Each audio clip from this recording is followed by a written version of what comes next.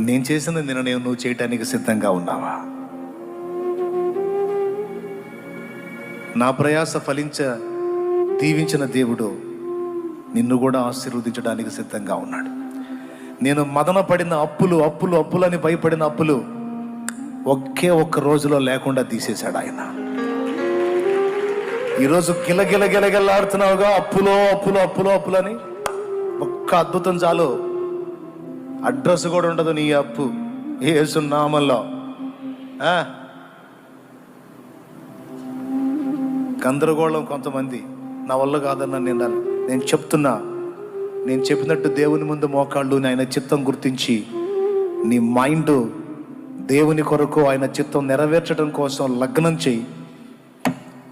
నీ పక్షంగా ఆయన చెయ్యి చాపి నీకు అవరోధంగా ఉన్న వాటన్నిటిని తొలగించి నీకు స్వేచ్ఛని ఇవ్వకపోతే అప్పుడు అడుగు.